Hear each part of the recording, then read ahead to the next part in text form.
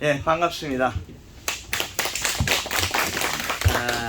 2023년 1월 27일 올해 그 첫 강의를 하게 됐습니다.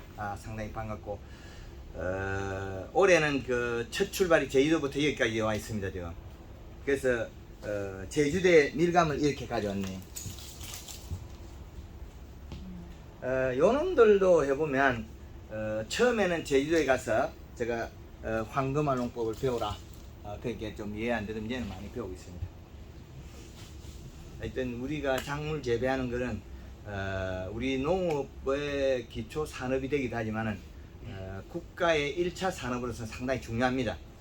그래서 이 농업의 중심을 잡아줘야 국가의 경쟁력, 국가의 그 경영에서는 안정이 된다는 거죠. 그래서 우리 그 재배되는 작물이 각자가 잘 재배해서 그 잘 재배한다는 게 데이터를 합리화시킨다는 거죠. 그래서 그 데이터를 합리화 잘 시키면 우리는 경쟁력이 있다. 네덜란드라는 나라는 그리 크지 않습니다. 경상남북도 정도의 아주 우리나라로서 보면 작은 나라를 하겠죠. 우리나라보다 저 작은 나라에서 보면 또 큰 나라로 느낄 수 있는데 농산물 세계 수출로 보면 데이터상으로 2위에 나와요. 그럼 우리가 지금 재배되는 작물을 각자가 생산된 작물들이 국제 기준보다도 더 높여 놓으면 우리는 많은 외국에서 우리 내국에서 사람들이 팔아서 돈을 벌어올 수 있어요. 우리가 좋은 농산물을 만들어내지 못했다. 그 데이터베이스가 부족하다. 그래서 우리의 그 자체가 지금 조금 부족한 차이다. 그래서 앞으로는 저도 다 알지는 못하지만은 이런 부분을 계속 우리나라 전역을 다니면서 그 결과치 데이터를 우리 농가에 전파를 하겠다. 그게 소신입니다. 이런 우리가 하는 일이 정말 잘 돼야 되는데 이거 잘 되지 않는다면 국제 경쟁이 자꾸 떨어져요. 그거는 국가 산업이 떨어지는 것은 우리나라의 삶이 떨어질 수 있다. 그런 관계다. 하여튼 이렇게 많이 참여해 주셔서 감사드리고 그에 합당할 수 있도록 제가 최선을 다하겠습니다. 예, 황금알농법 대표 박길입니다. 감사합니다. 자, 여기에서 원예 작물 하시는 분, 원예 뭡니까? 고추. 예, 지금 겨울에 고추 들어 있습니까? 지금 안 들어있어요. 고추 노지 고추에. 예, 그럼 좋아요. 원예가 아니고 그건 과수고. 예, 고추가 예, 참깨. 예, 참깨. 참깨에. 예, 그건 노지 하우스가 아니고. 하우스에 들은 작물은 지금 없어요. 마늘 하우스에 놨어요. 품마늘. 예, 품마늘 예.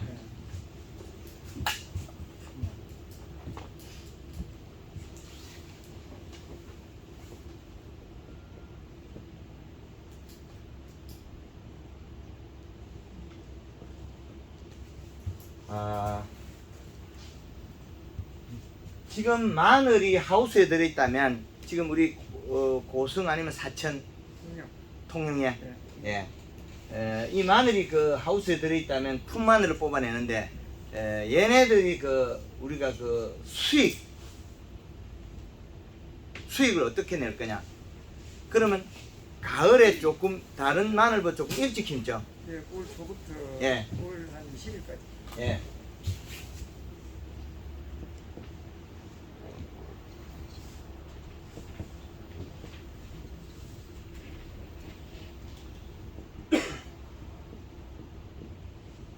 자, 요렇게 된다면 생육 기간을 길게 하는 거거든요. 체격을 많이 뻗쳐가지고 이 시간 안에 우리가 뽑아내는 게 3월 초 아니면 2월 이게 빠르면 예. 75일부터 4중부터 시작해 75일이 가장 빠르고 예. 그리고 보통 이제 길게 가는 데는 한 120일까지 가니까 가는데 보통 한 100일 내외에 다 9월달 10월, 11월, 12월, 1월, 1월 말 2월 초에 뽑아내야 된다는 결론이네. 지금 빨리 이제 그 종구를 굵은 거 지금 언제 뽑아냅니까? 몇 월달 뽑아냅니까? 일본은 뽑아냈고 지금 아직까지 이제 안 뽑아낸 게 있고. 예, 그러면 1월 초순부터 뽑아냅니까? 12월 초부터 아, 12월. 12월 초에 하면 예, 90, 11, 3개월 아닙니까? 예. 그렇지. 그러면 거의 작기가 이제 꽉 찼다는 거죠. 그러면 10월, 초부터 이제 2월 한 10월까지 그 사이에 다 수확을 하죠.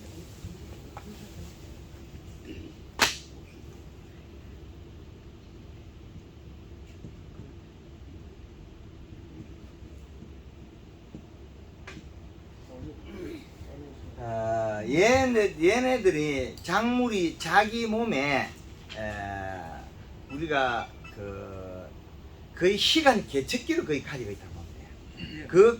그게 또 온도에 비례하고 적산 온도에 비례하기 때문에 우리가 그 타이밍 속에서 안 키우면 얘네들이 양이 줄어들진 거지 그 외 자기 행동이 부진해지는 거 아니라는 거죠. 네, 맞습니다. 예. 그래서 이런 작물들의 기존 값을 우리는 얼마를 정할 거냐 이게 중요하거든요.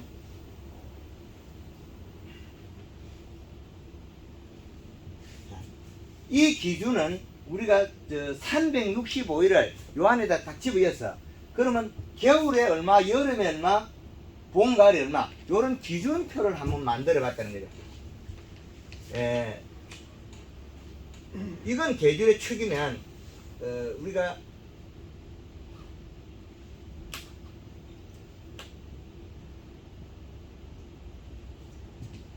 이런 기준값에서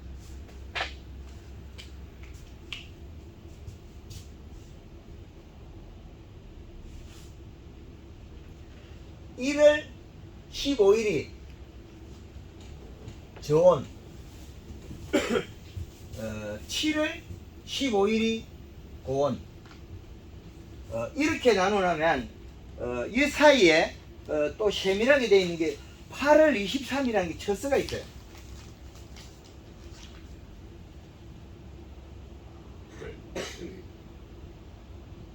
자, 언제 심었냐면 우리는 9월 초에 심었거든요. 온도가 내려갈 때 심었다는 거죠. 마늘이 그 저온성 작물이거든요. 그럼 온도가 내려간 시점에 심었다. 그 말은 이 사과는 어디에 해당합니까? 여기에 가리 성분 비료를 먹어야 되는 시기예요. 이게. 그러면 봄에부터는 우리가 공기에 들어가는데 이 월별로 두면 마늘은 여기 심으면 여기까지 끝나버리거든요. 수확이 끝나버린다고. 그러면 얘가 필요한 게 성장과 온도 비료량이 해당하는 거죠. 그러면 이제 비료량을 나누는 것 같으면 12월 31일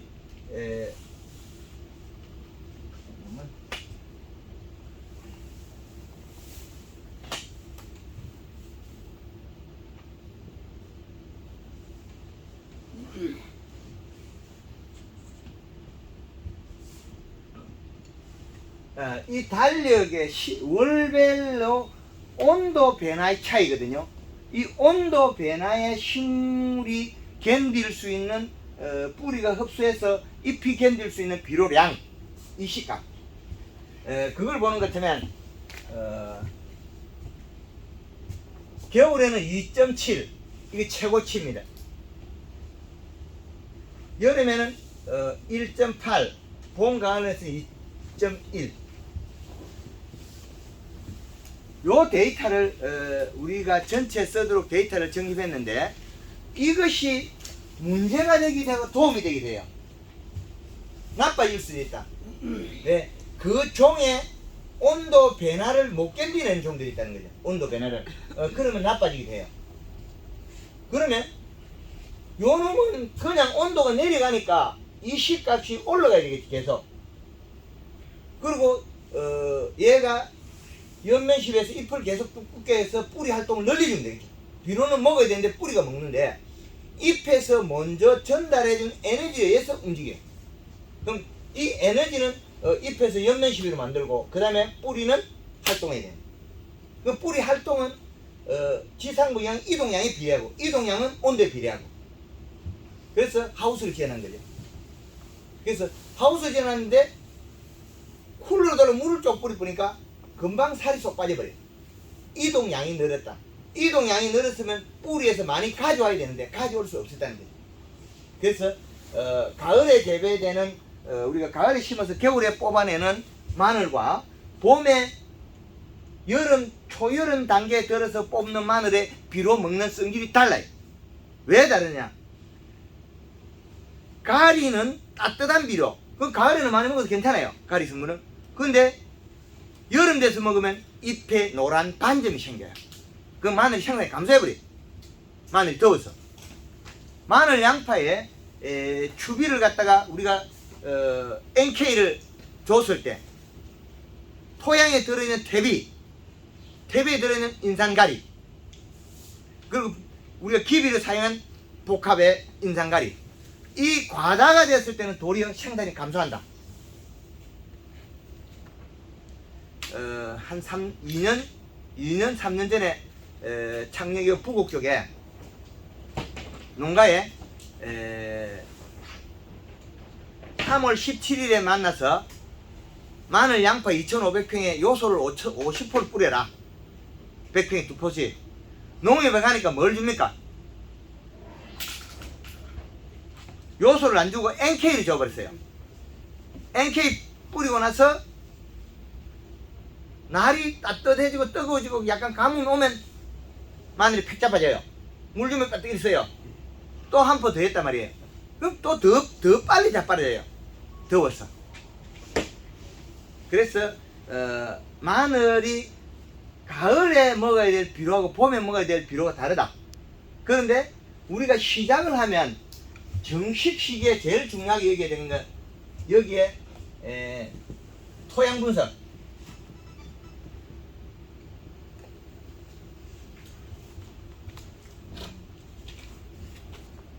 가져왔죠. 이 토양 분석은 전 다 높게 나왔죠. 다 높죠. 이거는 사용해야 될 게 요소밖에 없어요. 이렇게 높은데 뭘 또 복합비로 주냐고요. 이게 사이마스켓 줬다 온 걸로 알고 있는데 이 사이마스켓에 여기에다가 다시 우리가 복합비를 주거나 퇴비를 주면 그 가리나 인산 성분 때문에 여름에 더위를 더 많이 타게 되어 있어요. 지난해 그 사이마스켓 요놈들을 제가 당도 올리려고 요소 뿌리라고 엄청 가르쳐 줬거든요. 왜 그랬겠습니까? 가리 가다가 더우면 식물이 시들고 일을 안 한다 그랬죠. 그 똑같은 현상입니다. 마늘이 우리가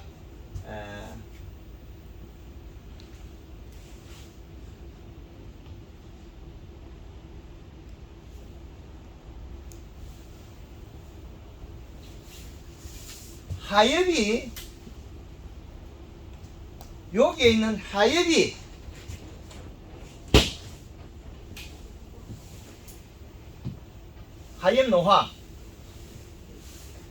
하엽 노화가 일어나면 그 모양에 따라서 제각각 다르다. 하엽이 그냥 살금살금 말라 들어가면 그냥 질소 부족. 하엽이 그냥 노화되면 여기에는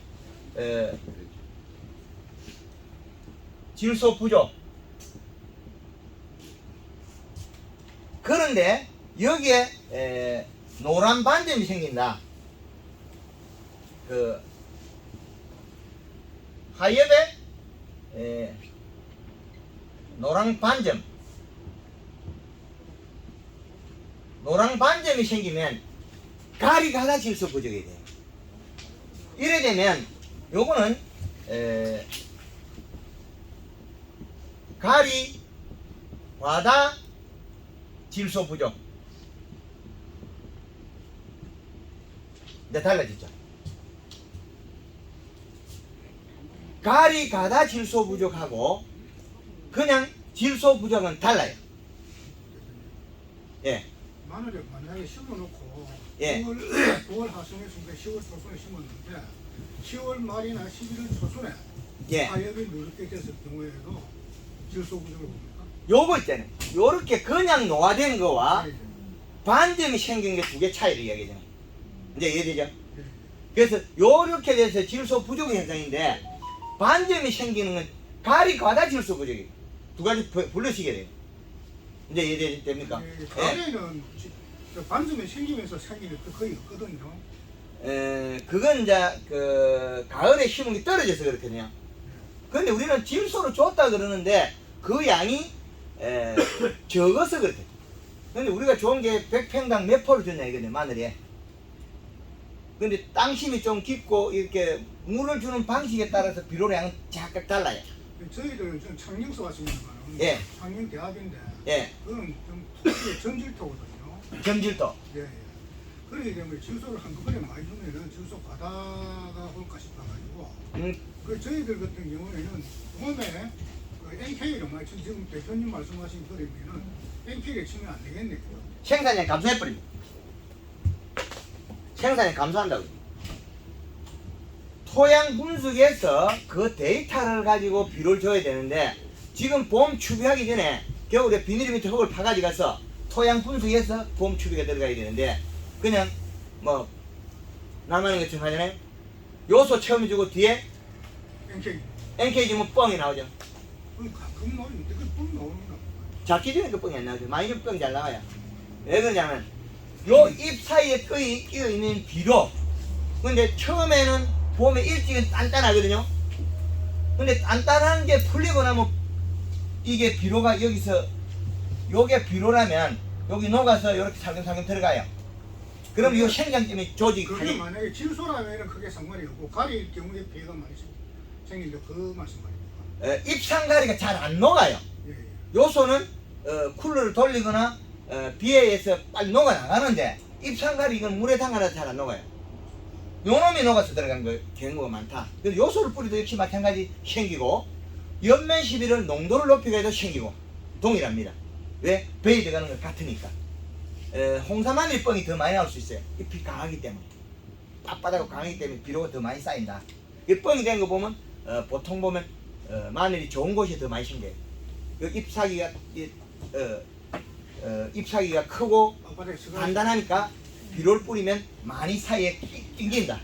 끼워진다. 근데 쿨러를 돌리면 좋다 이런 것도 있고 그리고 지금 충청도 쪽에 눈 온 데는 제주도 눈 온 데는 지금 눈 위에다가 요소 비료 하라 그러거든요. 한 20cm 오면 눈이 땅이 얼어서 부풀렀다. 스펀지처럼. 요 때는 눈이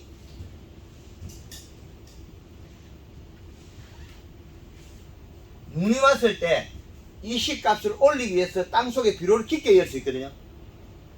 요게 한 20cm 정도 오면 그 100평당 요소 3포까지는 가능하다. 예. 요렇게 해가지고 엄청 돈 벌어줬으니까.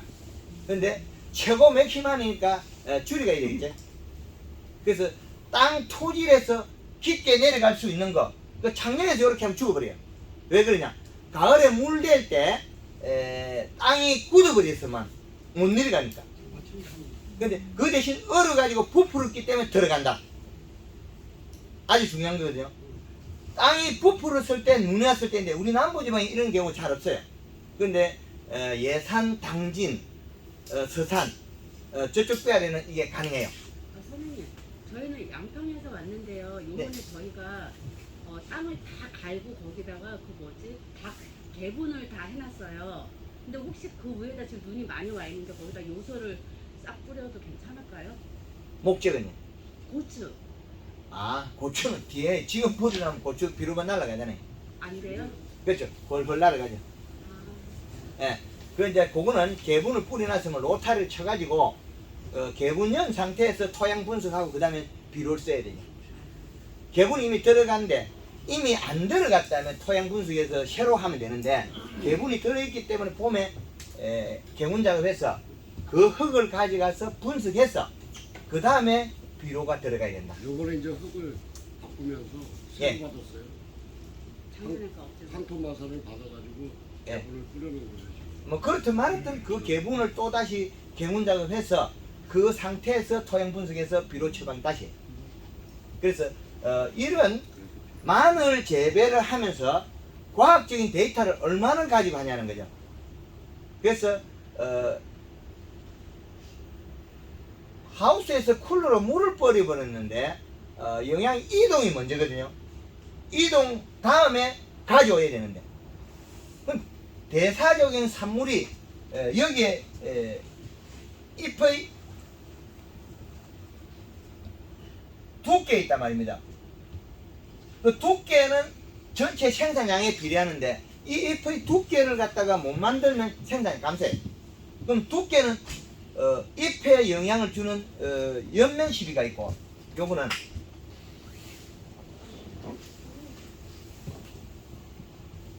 그 다음에 뿌리에서 가져와야 될 비료 무기문어소 이 두 개를 분류시켜야 됩니다. 그런데 이게 물을 잘 뿌렸다고 생산이 늘어나냐? 그렇지 않거든요. 물 뿌리면 가져올 게 없으면 장애가 도리에 발생해요. 그게 뭐냐면 우리 그 출란 비싼 거 여름에 죽어요. 소나무 큰 공기는 언제 죽어요? 여름에 비 올 때 죽어요. 비 안 오면 안 죽어요. 물을 적당히 주기 때문에. 그 말은 잎에서 영양 이동했을 때 뿌리에서 가져올 게 있어야 되는데 출란 같은 경우 비싼 놈들이 비료 잘 안 줘요. 근데 겨울에는 한 달에 3번, 열흘에 한 번 물을 3번 줄 때 안 죽어요. 봄, 가을에서는 5일에 한 번씩 6번 줄 때 안 죽어요. 여름에는 이틀에 한 번씩 줘요. 그럼 한 달에 15번, 그 농약 2번 치고 이러면 총 17번 정도의 물이 잎에 물이 맞아요. 그럼 얘가 영양 이동보다 가져오는 양이 적기 때문에 누리끼리 향이 죽어요. 시들시들하게 죽어. 그럼 죽었다고 뽑아서 난실 마루 밑에 던지라면 살아나요. 서서히 들어 죽었기 때문에 광합성을 해서 영양을 생산해요. 광합성의 목적이 햇볕으로서 일을 하는 목적에 뿌리에서 가져온 영양에 비례하게 되어 있거든요. 그래서 이 C값이 높을 때는 하우스 같은 경우 이불을 덮고 깜깜하게 해라. 그럼 성장을 시키면 된다. 그러면 우리가 하우스에 그 마늘이 비료까지 너무 높았다. 측정했을 때. 그러면 맹물심이 자제하면 돼. 성장시키면 돼. 그럼 가져온 양보다도 많이 성장시키면 된다. 이런 논리가 나옵니다. 그래서 최근에 그 현풍 대구 달서 구지 쪽에 농가에서 양의 고추를 재배하는데 공부분 이시를 1.8로 하니까 키만 크고 고추가 안 나와요. 근데 제가 가서 어떻게 가르쳐 주냐면 이 시를 잔량 이시에 맞춰라. 공부분 이시를 3.3으로 올려버렸어요. 그리고 잔량 이시를 2.23 나오게 만들어요. 그럼 고추가 키가 작아지고 많이 열어요. 마디가 좁아지면서. 그 잎 두께가 얇아지면 식물은 상대적인 원리, 상대성. 내가 일단은 선자리에서 키를 키워야 된다. 그래 햇빛을 많이 본다. 광합성이거든요. 근데 잎이 두꺼우면 자기의 본질에 맞는 위치에 딱 내려가요. 그 데이터치가 이 시값을 표시해놓은 거예요. 요게. 이걸 개발해놓은 거예요. 그러면 이 시값의 표는 우리나라의 작물의 전종에 쓸 수 있는데 이게 약간 안 맞을 수도 있어요. 온도에 따라서 다르기도 하고. 온도. 양달 가수원에 요게 안 맞을 수가 있어요. 양달 가수원에. 그럼 상대적으로 질소량을 더 늘려줘야 시원한다는 거겠죠. 음달 가수원에 요거보다 더 올려줘야 돼요. 오후에 3시에 산그늘이 내린다면 지금 가리 양이 더 많아도 이 시가 조금 높아도 괜찮아요. 근데 양달 석양을 햇볕을 바로 보는 가수원 그건 안 된다는 거예요. 가리 가다 고온 열상으로 못 자라요. 이런 일이 벌어지는 거죠. 그래서 식물을 어떻게 우리가 맞이할 거냐. 우리가 오후 3시에 가서 그 산그늘에 내리는 큰 산 옆에 있으면 시원하잖아요. 그런데 그 시기에 질량, 오후에 햇빛이 쫙 뜨는 가수에 앉아있으면 우리 못 살아. 한여름이라. 그러면 여름 양이 늘은 거잖아요. 그러면 그 가수원에는 질소를 더 먹어야 돼. 이런 정확한 논리 정연한 방법이 필요하다는 거죠. 그래서 우리가 또 지금 창녕에서 온 마늘, 점질토. 그러면 제주도에 있는 마늘, 거기도 제주도에 있는 마늘도 점질토가 많아요. 제주도 대정 쪽에, 서귀포 대정 쪽이거든요. 거기 황토거든요. 다른 작물을 그 바람이 쐬서 다른 걸 많이 안 재배해요. 그래서 마늘 한 작기만 해요. 마늘 한 작기. 그래서 거기도 역시 마찬가지로 심는 시기가 9월달에 심어요. 그래서 장마 오기 전에 빨리 뽑는다. 이런 방식이에요.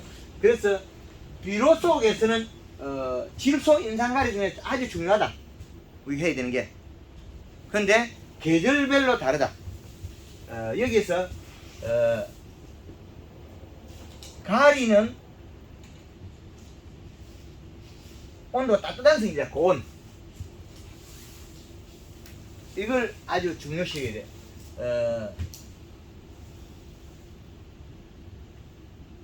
질소는 저온이 된다. 그러면 가리를 썼을 때 하고 요소 썼을 때가 두 가지가 달라지는 현상이 벌어져요. 그럼 창녕의 마늘 추비는 우리가 뭐 해야 되겠습니까? 요소를 써야 되는데 우리 NK 써가지고 켤 때 되면 툭 자빠지는 것도 많이 보시죠? 그때는 뭐 좋습니다. 자빠지는 거. 그 자빠지는 건 가리 가다에서 자빠지는 거예요. 아니 생리 현상에 의해 가지고 줄기에서 뿌리로 다 가고 나니까 이제 이때가 쓰러지는 거 아니에요? 쫑을 붙이려면 또 안 자빠져요. 쫑. 종은 어차피 흩어야 되니까 쫑을 빨리 자르면 마늘이 자빠져지고 불려요. 쫑이 힘줄이 생기고 나서 잘라야 돼. 까백이 되고 난 다음에 마늘을 자빠지면 안 자르거든요. 치아날라 그러면 쫑이 있어야 돼. 근데 쫑이 주화가 맺으면 안 되고 그 전에 잘라야 되는데 그것도 아주 중요합니다. 일찍 뽑아버리면 마늘 툭 자빠져요. 힘내서. 껍질하고 컷은 이제 잘라내니까 그 자르는데 꼬이고 난 다음에. 시기도요. 그렇죠. 너무 빨리 잘라버리면 마늘 쫑이 중심을 못 잡아요. 툭 자빠져버려요. 그 원인은 가리 가다 고온 장애에 있어요. 물 뿌리면 이래 쓰고 아까 좀 전에 이야기했죠. 물 뿌리면 이래 쓰고 햇볕 나면 탁 자빠지고 그런 농장들이 이 시를 측정 비료는 있거든요. 그 비료가 가리라는 거예요. 그러면 쫑이 빨리 안 자르면은 공부가 크나요? 그게 빨리 주화가 안 맺었기 때문에 관계없어요. 주화가 안 맺었기 때문에 그리고 쫑에 있는 쫑의 일부 있더라도 더 경제적이라는 거죠. 작업이라는 모든 게 작업 과정에 이게 흐물흐물한 것보다 약간 잡고 있는 게 더 경제적이다. 그거 따지지 말고 비로 깨끗만 하면 돼요. 그죠? 마늘 쫑에 조금 들어간 영양소 그걸 우리가 집어 땡겨오는 것보다 요런 비료의 질을 잘 맞추는 게 더 낫다. 그거 할 것 같으면 차라리 토양 분석이냐. 예. 1차, 2차 다 처음 다 질소 중에 나십니까? 질소라 1차, 2차 이번 해당하면 그거를 요소. 선택하고 싶으면 지금 겨울에 그 마늘밭에 땅을 파서 기술자한테 갖다 주는 게 제일 나아요. 토양 분석해가지고 그렇죠. 토양 분석해가지고 이런 수치가 지금 이렇게 나온다면 다 요소밖에 필요 없어요. 이런 수치가 높게 나온다. 그렇죠. 예. 제주도에 백합을 3,000평 재배하는 걸 몇 년간 가서 일에 봐줬거든요. 돈을 받고 한 건 아니고 컨설팅 해줬는데 한 3년 정도 요소만 쓰니까 인산이 뚝 떨어져요. 인산이 뚝 떨어져요. 그 분석에. 이제부터 인산을 주면 돼요. 뚝 떨어져도 괜찮아요. 그때 주면 되니까. 우리는 비료가 없으면 먼저 불안해하는데 사실은 불안해해야 될 게 질소를 불안해해야 되지 인산이나 가리는 불안해할 필요가 없습니다. 인산이나 가리는 과다돼서 장애가 더 많으니까, 우리의 비록의 구성이 잘못됐으니까. 지금 우리가 여기에서 우리가 제일 많이 비료 질소가 많다 하는 게 21-를 알고 있죠. 자, 21- 복합비를 한번 분석해 보겠습니다.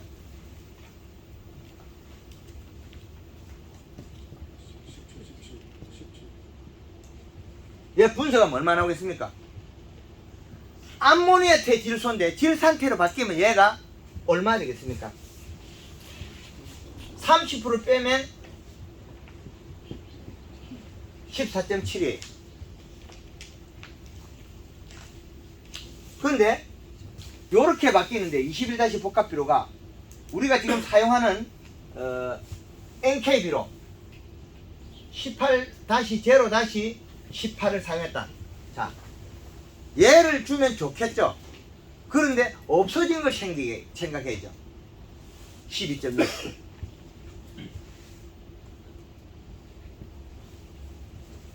이제 더워서 안 되겠죠. 토양에 있는 것도 가리가 많은 마늘밭에다가 이걸 줬단 말이에요. 단감밭에 일찍이 7월달에 이걸 주고 양달밭에 줬다면 이건 지약이에요. 완전히 감이 한 컷 딱 굳어버려.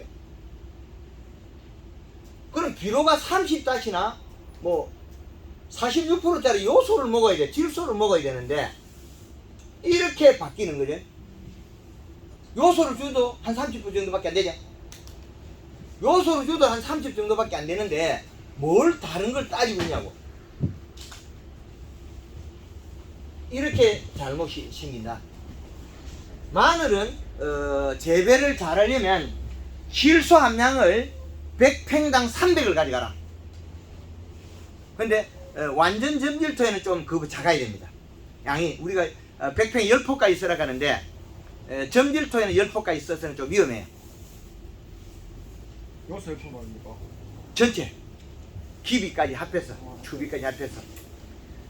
우리가 왜 그렇게 마늘 양파에 그렇게 하냐면 마늘이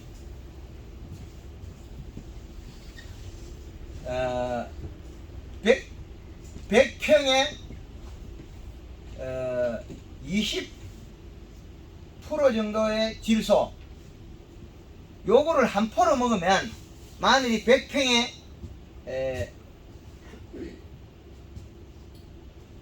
요 비료를 이런 질소량을 100평에 마늘이 한 포를 먹으면 마늘은 평당 1.5kg 150kg 늘어납니다. 요거는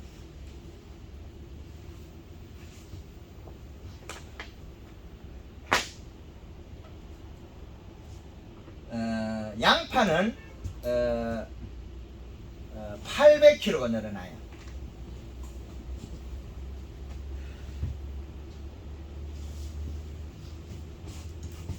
그래서 우리가 양파를 재배할 때 비료 보통 보면 4포밖에 안 쓰거든요. 거의 4포 쓰죠. 포도가 지죠. 100평당에 4포가 지죠. 예, 100평당 4포 쓰면 48, 32, 32kg 나죠. 평당.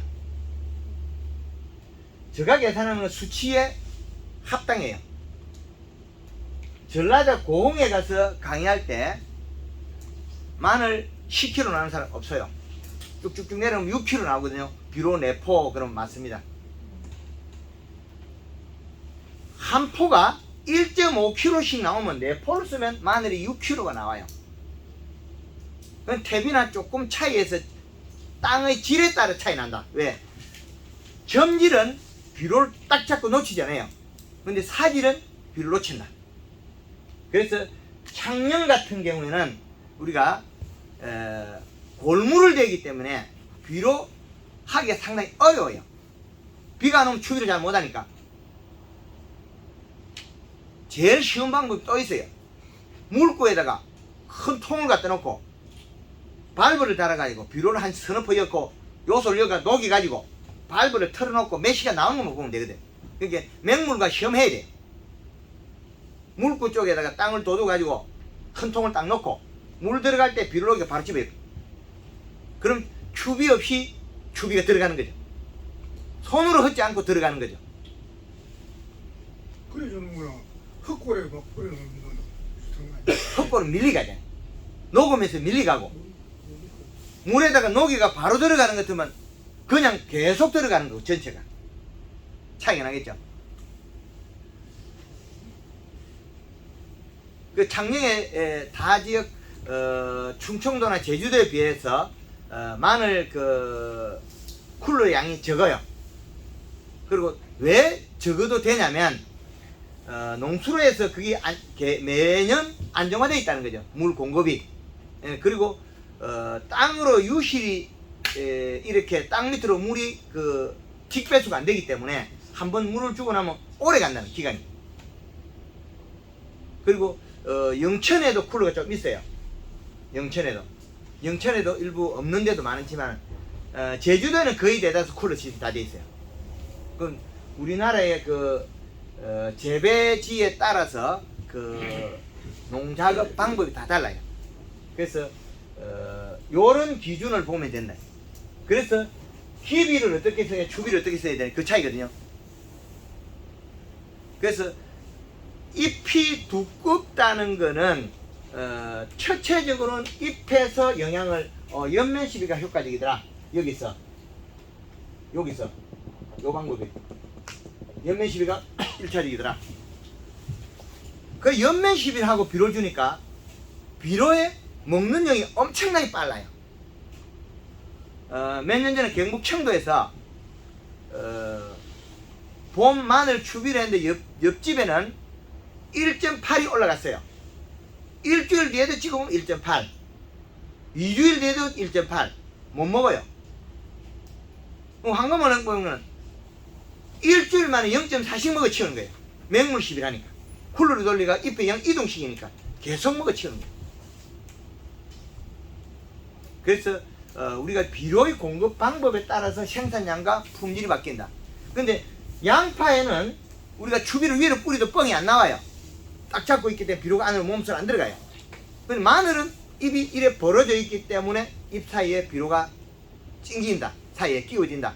그래서 그 비료가 녹아 들어가거나 또 그리고 연면 시비에 할 때 뭐 요소를 한 포를 분다, 두 포를 분다, 그건 망쳐버려요.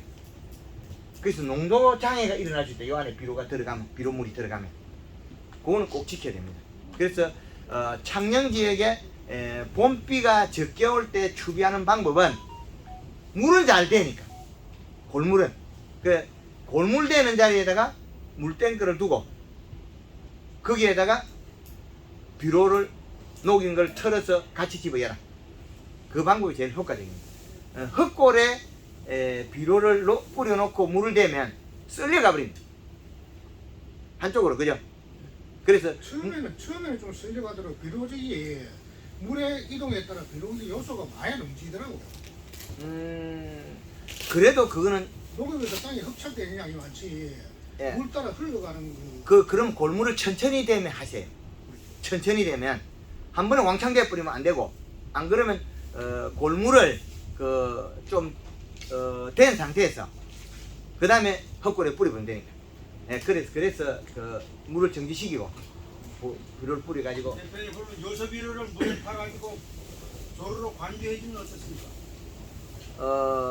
골에 들어가야 되죠. 우리 쿨로 돌려버리면 이파리 가면 안 돼요? 이파리 가면 농도 때문에 농도가 마늘에서만 나타난다는 거죠. 다른 작물들은 그 뒤에 물 뿌리면 쉽게 나오는데 먼저 여기 비료물 빼이 들어가면 나오지 못해요. 그리고 지금 추비하는 거는 일찍 봄에 1월달에 2월달 이때는 장기 없어요. 마늘 몸통이 딱 잡으면 단단하거든요. 그럼 비료가 빼이 들어가질 않아요. 3월달 중순 넘어가 3월 말 돼서 그때 마늘이 몸통이 멀컹멀컹해요. 그때 비료가 빼이 들어가요. 예. 지난번에 그 비가 온다 그래서 마늘을 추비를 한번 했거든요. 예. 했는데 저 그 비 올 줄 알고 예. 딴 데 일을 보러 갔더니 비가 안 와버렸어요. 예. 그 요새 가보니까 예. 좀 이파리가 노랗더라고. 아, 노란 거하고 말라 죽는 건 두 가지 달라요. 아니 먼저는 취급하기 전에는 끝이 막 말로 들어오더니 예, 그 좀 살아나더라고. 예. 근데 지난번에 비 온다 그래 경남 지방에 하동에 예, 비 온다 그래서 비가 오더라고. 예, 그 비 맞고 그랬더니 예. 돌아서면서 비가 안 와버렸어요. 예, 그 바빠서 와 갔다 오니까 보니까 이파리가 이렇게 까부러져 가지고 좀 노랗더라고. 그건 지금 추워서 그러니까 괜찮습니다. 아 그래. 그리고 비료가 음. 굴러 들어가 한 곳에 많이 보이면 조금 앵기도 있고. 예, 예, 예. 그 마늘이 그 뿌리가 오그라지pu가 안 돼요. 그런 경우도 있어요. 뿌리가 근데 그- 오그라진 경우 있다. 물로 맹물로 시배해주면 안 되는 거야. 그 물을 뿌려주면 그 비료가 이동합니다. 예. 오래됐는데 벌써 한 열흘 거의 다 되는데. 열흘 돼도 그 큰 피해를 못 줘요. 비료 지금 겨울에는. 그래서 물을 줘가 이동시키는데 그 가해가 너무 비료 값이 높으면 안 됐다. 이식값이. 한 포 줬어요. 같은 정도에서. 100평에 한 포에 물만 주면 큰 해가 그 없어요. 이제 그 입자로 하는 걸 간지기로. 예, 괜찮습니다. 겨울에는 그 이제 점질토가 제일 문제가 되거든요. 하동이면 사질토라면 비료가 이동을 잘 하기 때문에 좀 괜찮은데 사실 좀 땅이 그게 딱딱거리도 않고 뭐 돌밭도 아니고 그래. 예, 그런 데는 괜찮습니다. 그래서 마늘 재배에서 우리가 봄 돼서 잎이 노란 반점이 생기면 가리 가다. 그 생산이 감소합니다. 근데 우리가 비료를 보면 지금은 이제 요소가 비싸졌는데 요소가 오르기 전에는 거의 비슷해요. 가격대가 20kg 한 포 가격이 별 차이가 없었거든요. 근데 지금은 요소가 요소 사태가 일어나면 조금 비싼데 예. 그래도 그렇기나 말기나 마늘 값보다 비료가 싸다는 게 증명이 되죠. 생산량에 비례하면. 하여튼 잎의 두께를 만들었을 때 연면식을 만들었을 때 헛비력이 늘어난다. 그렇게 보시면 되겠습니다. 근데 가리 가다가 됐을 때는 마늘이 생산이 그렇게 안 늘어납니다. 계속 까부러지니까 이거 하엽이 노화되는 건 질소 부족, 그 하엽에 노란 반점이 생기는 가리 가다 질소 부족 이렇게 봅니다. 그리고 마늘은 심을 때 우리가 정식할 때 로타리를 깊게 치는 것 같으면 정식에 땅이 이제 깊게 로타리 개문 작업하면 점질토 말고 약간 중점질토 이런 것에서는 한 100평에 완효성 한 6포까지 괜찮다. 그리고 이제 그 외 토심이 얕거나 점질토에서는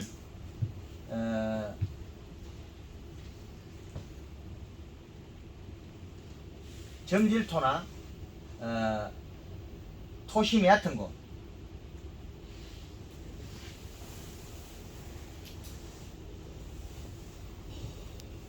얕은 곳에는 4포 정도 완효성은 이렇게 하는 게 좋습니다. 그래서 이 질소 값을 계산해야 되거든요. 완효성 속에 한 20% 정도 질소가 들어있어요. 20%짜리 6개면 120이 되는 거고 그럼 추비로 맞춰야 되는 거예요. 그 가을 추비가 우리가 가을 추비가 요소 한 포 정도는 100평에 들어가는 게 좋습니다. 그 다음 정식 후에 가을 추비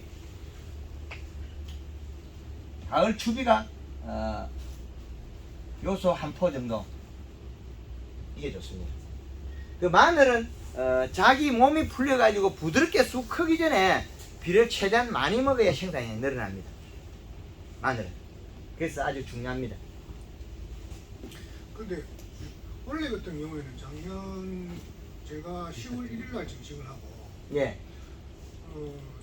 11월 한 중순까지 골드 그린하고 컬러하고 4차례 정도 썼거든요. 예, 그래가지고 지금 위에 상당히 그 8 정도 나오고 했는데 예, 그렇다고 많이 참 부직포를 많이 듣고 한두 가리를 부직포를 안 듣었던 거는 원래 같은 경우에는 냉해가 심해가지고 예, 위가 거의 다 말라버렸어요. 그냥. 예, 그런 경우에 차라리 늦게 심은 거는 내가 그 포가 안 나는데 입장이 크다 보니까 물이 말라가 있는데 그거는 뭐 큰 차이 없습니다. 예. 하게 되면 예. 봄 생육에 요 비료량이 바뀐 게 아니기 때문에 그게 조금 말랐다고 해서 뿌리가 죽은 게 아니기 때문에 뿌리가 뻗쳐 있기 때문에 큰 차이가 없습니다. 마늘이 그 개수가 몇 복이 죽었다고 해서 생산이 적냐 그렇지 않습니다. 왜 그러냐 비료가 적어서 굶어 죽을 거니까. 우리가 사용하는 비료가 적어서 굶어 죽을 거니까. 우리가 100평에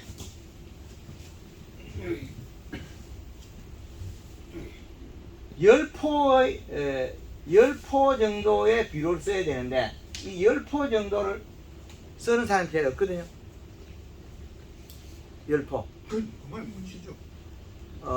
지금 가을에 그 의령에서 그 비료가 얼마 들어갔냐면 100평에 지금 심을 때 6개 900평에 6, 9, 54, 54포. 그 다음에 추비 요소가 그 10개. 그러면 한 포가 좀 더 들어갔죠. 가을에도 상당히 한 요 정도 이상 컸어요. 그리고 이게 가을이냐 질소냐에 따라서 이게 생산량이 감소되는 폭이 큽니다. 크다고. 근데 그걸 해석을 못하면 이해가 안 되거든요. 여름에 사이마스켓을 비료를 요소를 5번, 6번, 7번, 8번 계속 100평에 5kg씩 간절해서 익혀내거든요. 그럼 일반 우리 상식으로서는 사이마스켓에 수확할 때 요소를 준다는 건 상식 이해가 안 되잖아요. 근데 가리 양 때문에 그래요. 그리고 이파리가 12장으로서 1kg짜리 4송이를 달아내 한 덩쿨에. 그럼 이파리 석장에 1kg를 딴다는 거예요. 그건 우리 황금알 농법에서는 해석이 가능하지 일반 재배력에서는 책자에 500g 한 송이밖에 못 되기 한 가지에. 그럼 우리는 기본이 2송이다 라고요. 2kg 이상 따버리기 한 가지에. 그럼 우리 황금알 농법에서는 포도 같은 경우 2.5배 생산, 기본 농사에 2.5배 생산한다. 품질이 딸리냐 그렇지 않아요. 더 좋아진다. 그래서 마늘을 단위 면적당 생산량을 늘린 농가들이 있거든요. 간간히. 작년에서 한 그 10kg까지 나올 거거든요. 평당. 우리 주위에서는 그만 뿌는 사람 못 봤어요. 우리 작년에 보면 이제 6골짜리 쓰니까. 예. 특히나 또 6골이라고 해서 생산량이 적은 건 아니라는 거예요. 그럼 놀거리 분포가 많으니까. 뭐 별 차이 없습니다. 그것도. 남아있는 비료가 없으니까. 농사 끝나고 그 마늘 작업하고 난 뒤에 비료가 없으니까. 양파는 우리가 그 양파 심은 논에 모내기라면 흙골에 벼가 까맣죠. 근데 양파 마늘 심은 논에 놀골에 벼가 새까맣게 된 건 없다는 거죠. 이제 이해되죠? 비료량을 적게 줬다는 거죠. 10포 그러니까 아예 이해가 안 되잖아요. 그 제주도에 육종 마늘이 10kg까지 나옵니다. 대만산. 창녕에서 10kg 절대 안 나오죠. 많이 나와요. 5kg. 한 7kg, 8kg 나와요. 육종 마늘이에요. 아니, 좀 말고. 스페인산. 스페인산은 15kg가 맥시만이고 육종 마늘은 10kg가 맥시만이다. 그 스페인산은 한 포를 먹으면 150kg 늘어나고 육종 마늘은 100kg밖에 안 늘어나요. 이제 이해되죠? 그래서 대만산 마늘을 우리 그 회원 제일 크게 키운 게 125g까지 키웠어요. 대만산은 125g까지. 그래서 마늘 생산량 늘리는데 비료량과 대사작용의 방법 차이거든요. 그래서 연면 시비가 거기 꼭 들어있는 거예요. 이 연면 시비는 며칠에 할 거냐 그 차이거든요. 그 기본이 자기가 소화하는 게 우리가 연면 시비가 요게 7일이거든요. 7일 만에 소화하거든요. 일주일 만에 자기 소화해. 근데 7일에 할 거냐? 가령 우리가 10일에 할 거냐? 15일에 할 거냐? 이런 차이겠죠? 방법에. 그래서 요 방법에 플러스 토양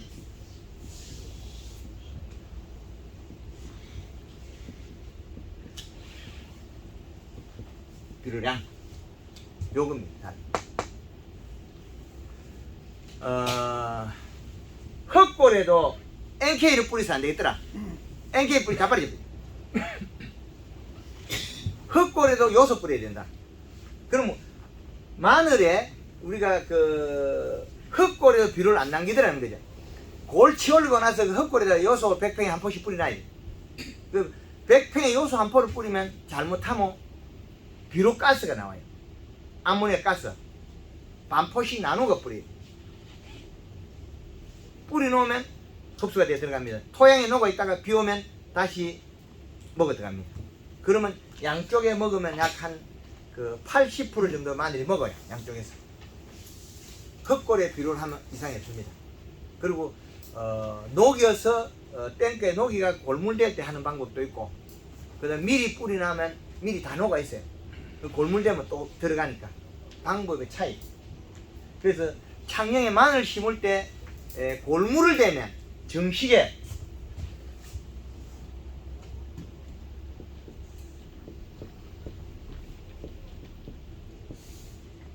이때 물대기 할 때 물을 한 번에 많이 대고 말아라. 이 두덕이 있으면 물이 여기까지 하면 안 된다. 물 높이가 여기까지 가버려요. 예, 그 물을 이빨이 대줘야 되지. 물을 약간 작게 되면 어떻게 되느냐? 요 부위에 땅이 말랐다는 거죠. 마름, 말랐다. 그러면 비료가 이렇게 계속 올라가 죽어버려요. 흙골에 물이 작게 됐을 때는 바가지로 물을 번져가지고 여기에 수분 함수랑 같게 연결해줘야 돼요. 그리고 골물을 작게 됐다고 해서 다음에 한 번 더 되면 좋느냐? 그건 농사 망쳐버려요. 두 번 골물 대가 농사 잘 되는 사람 아무도 없어요. 골물 두 번 대가지고 창녕에 마늘 농사 잘 되는 사람 없어요. 왜? 땅이 점질토기 때문에 다 져버렸어요. 그 과습이 되는 거죠.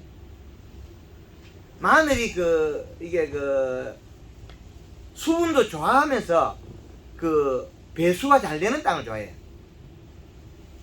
그 아주 중요한 겁니다. 이 나락은 우리 여름에 재배는 모내기 하는 그거하고 전혀 다릅니다. 우리 기분대로 맞춰가지고 안 된다. 얘네들이 토양 수분이 35에서 45%라는 게 나와요. 35에서 토양 수분은 45% 맞추면 되거든요.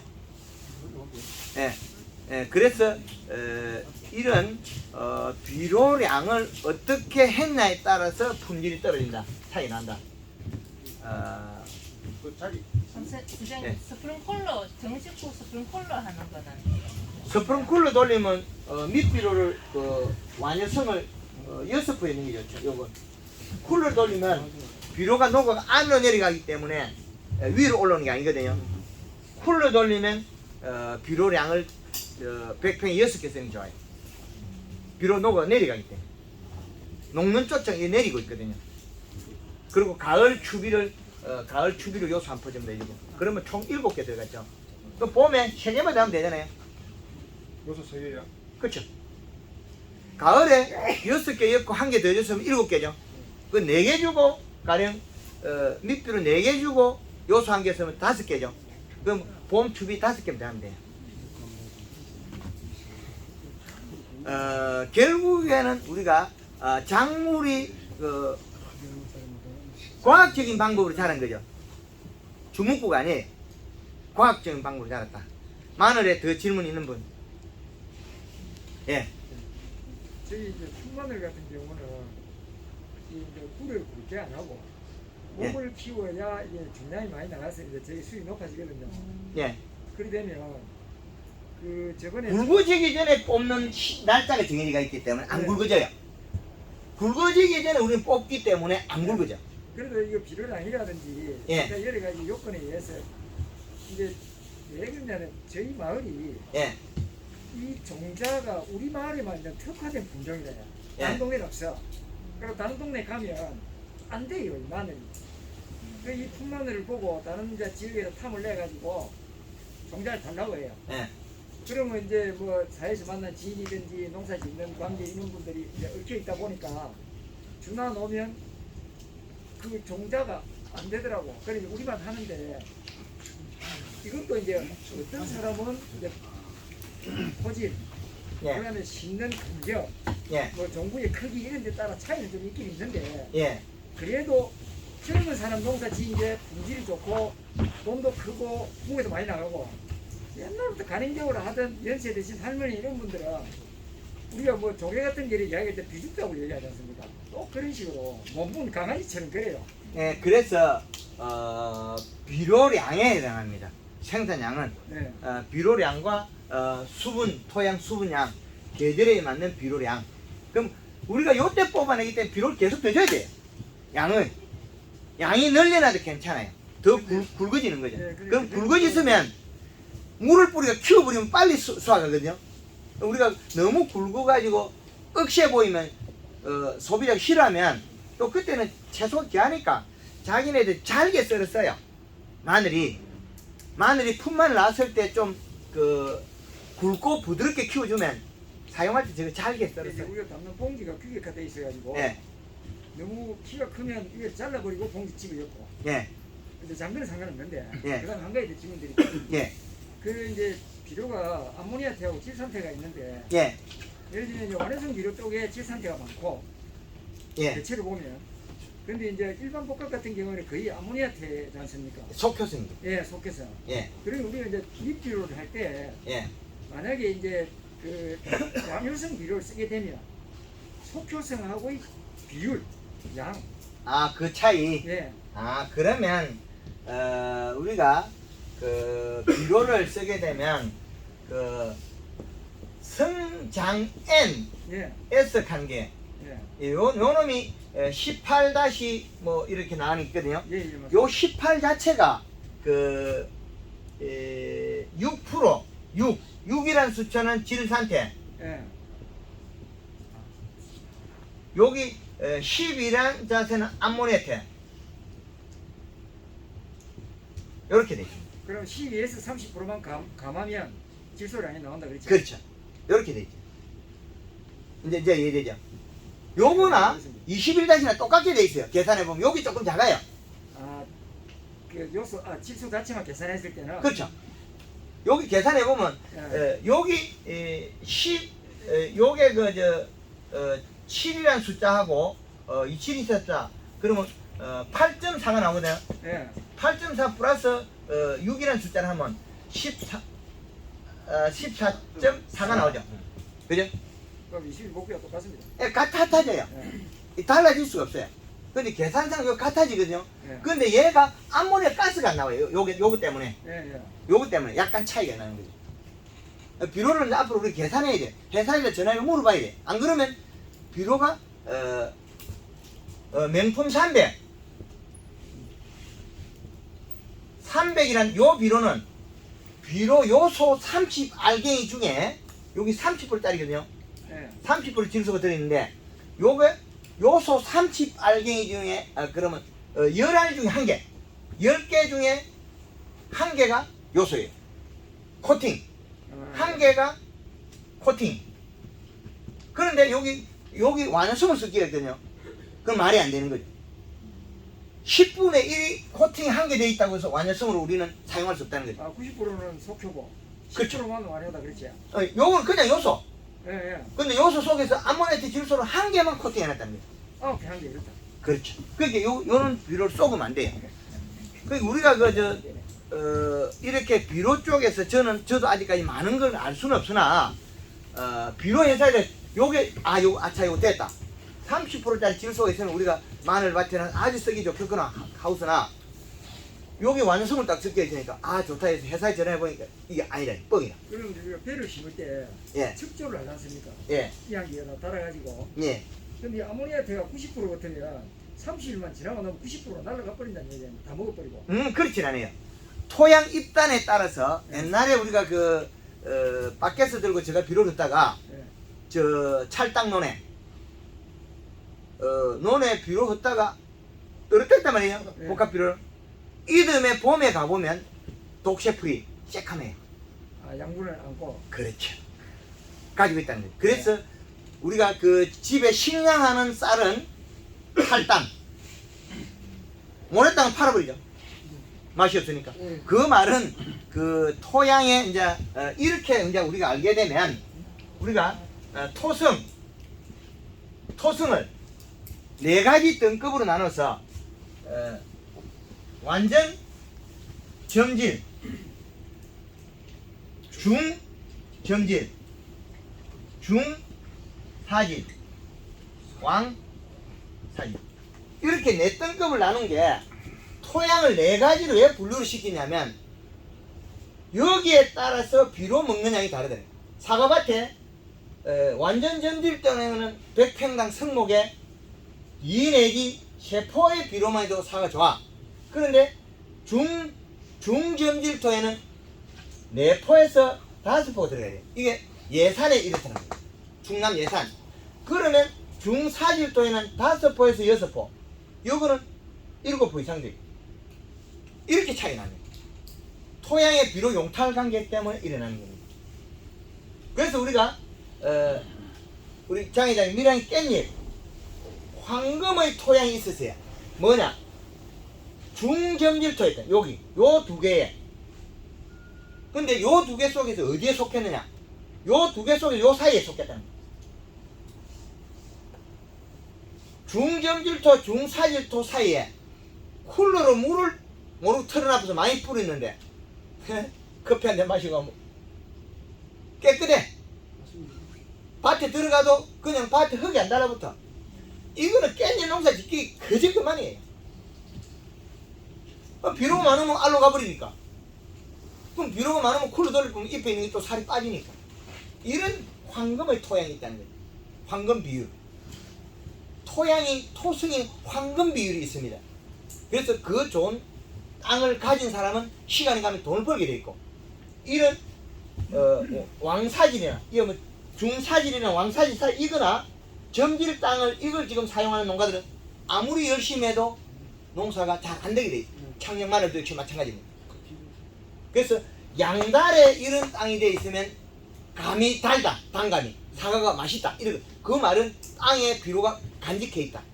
그리고 양달인데 과일이 딱딱하다 소리는 여름에 가리 가다해서 과일이 뭐 큰 거예요. 왜? 비료가 딱 들어앉아 있거든. 위에는 푹푹해 테빌리조가. 이런 토양의 원리를 아셔야 됩니다. 항토 땅이니까 위에를 우리 경작을 했으니까 땅이 부드러워요. 밑에 내려가면 어떻게 돼요?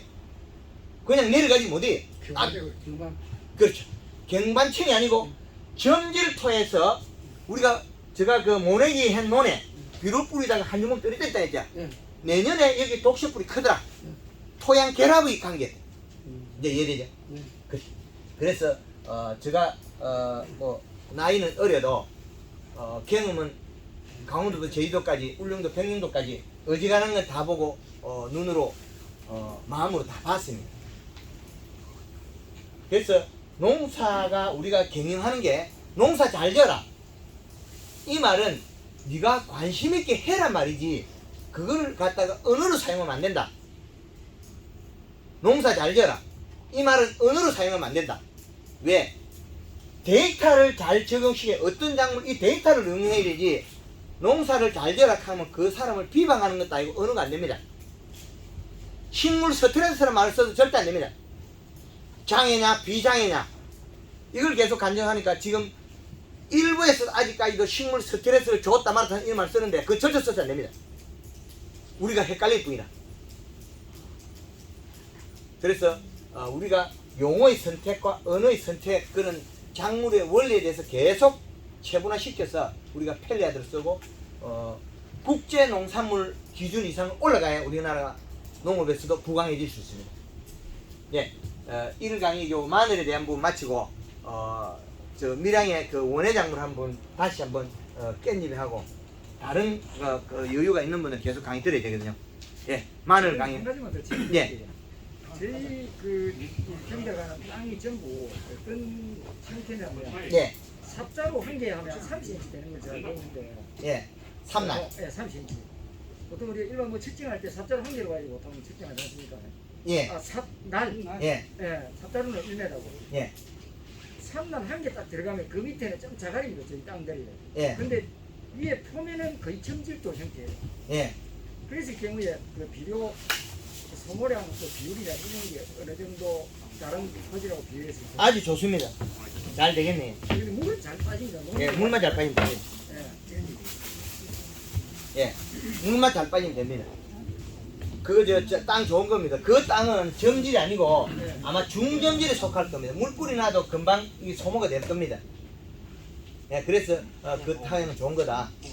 예, 그 지역에 기회가 된다면 장목반에 강의 요청하면 제가 무료로 가르칩니다. 그런 기회를 가지습니다. 네, 저희 같은 경우에는 주 장목이 품마늘. 예. 그쪽에 네. 그 통영 쪽에 예. 고성 쪽에 그 고구마 순도 하고 예, 이제 네. 그리고 네. 이제 그 품마늘을 빨리 해가지고 빨리 빼는 이유가 고기 딱 끝나고 나면 12월 딱 넘어가면 고구마 그 순. 입자루 예. 예, 순 예. 그걸 심어요. 그래가지고 한 7월달까지 하는데 이, 그 수익이 고구마 수익이 굉장히 높거든요. 예, 그것도 다음에 그 예. 기회가 되면 빨리 그래 드리자. 이제 그게 요걸 기회가 적용 되면, 요걸 적용시키면 됩니다. 예. 요걸 적용시키면 쿨러 장치 해가지고 비료 값을 여기에서 맞춰 나가면 되거든요. 예. 그러면 비료 값이 안 맞으면 웃자람이 벌어지거든요. 마디가 길어져 버려요. 예. 무게도 안 나가고. 그래서 우리가 원하는 건 뭐냐면 마디 길이는 짧고 예. 입자루는 몸통이 굵고 살이 찌게 그렇죠. 만드는 그걸 이제 우리 원하는 그래야만이 껍질이 잘 까져요. 예. 예, 그거는 요 비료 값을 맞추고 골드그린 칼라 연면치로 해주면 아주 예쁜 게 나와요. 근데 비료의 기준이 나와야 돼. 그 장목반이나 농협에 측정기 사달라 그러세요. 농협에. 제가 가지고 있는데 예, 그래서 고- 다 돌아보니까 그렇죠. 제일 높은 데가 1.0이고 그러니까 비료가 작아서 굶주린 재배법을 하고 있다. 예. 그게 결국은 주먹구구 농법이에요. 주먹구구 농법이 그 좋은 게 아닙니다. 하여튼 다음 시간에도 강의 나오니까 요거 마치고 요거 사진 필요한 분 사진 찍고 마치세요. 예, 감사합니다. 고맙습니다.